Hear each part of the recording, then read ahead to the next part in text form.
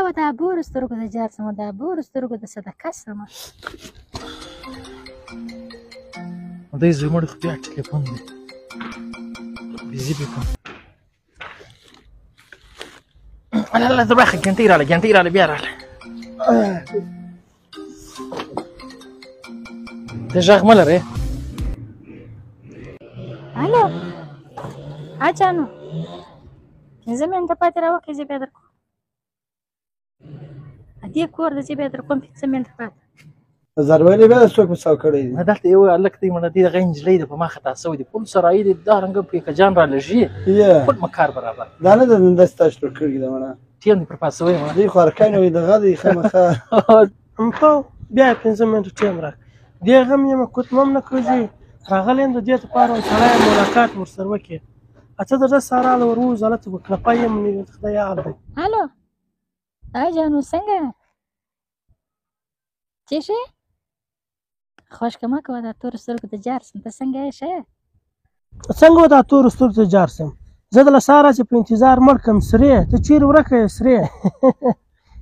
یا زه له ساره ستا په انتظار یم دا رنګه یم چې زه لیونه یم زه له ستا دپاره بازار راله کنې ما بازار څه کوئ سړی ورپسې ملاقات ورسره کې وبیونې خود به زما دپاره راکړې موبایل دې څه کړی ولې هغه 3 شپې مخکې مې د موبایل د یوه موبایل هغه درته ویلي و تا تر اوسه نه دی راوړی دونې چې مې د ګلۍ منجارې ته ویلي وایم اوس بیا تر تا ښه موبایل راخسي وي ښه ګران والا بیا راخسي وي هیله که بس نه درزه غواړم ته به دغه یې د موبایل ووژېد یا ما د راوړی دي د بازار زه ستا د موبایلو دپاره رالم یو مې ساده موبایل راخستی دی بټنان والا پر هغه به ما تا بیا ټلیفون سر کړو ور یو مې غټ موبایل راوړی ټچ هغه باندې بیا په واټساپ ټلیفون ناشني دي ښکاره کوي سې پر هغه بیا ما تا خبرې سر کړو وایي تا نو 2 موبایلونه څه کول د الله بنده یو به در راړې ما کله 2 درزه غوښتلو د منجارې غمایله دغې درته ویل اوس ته یې چم وکړه زموږ د ګیټ مخامخ سرغسه نه دا بله ستا شیان کېښول هغه کې کښېږده بس بیا زه راخم اوس لالا کور دی ښه دی زه نه شم ملاقات سر کولی هله دا بور سترګو د جار سمه دا بور سترګو د صدقه سمه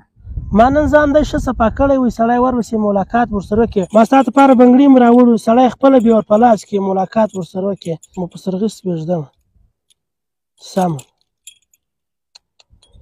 څنګه په ارمان مې راواخېستم ما زه بیا خپله ورپه لاس کوم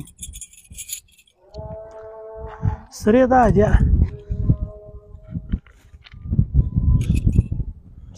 سرې ستا امانت مې دا دی کښېږدی کښېږدل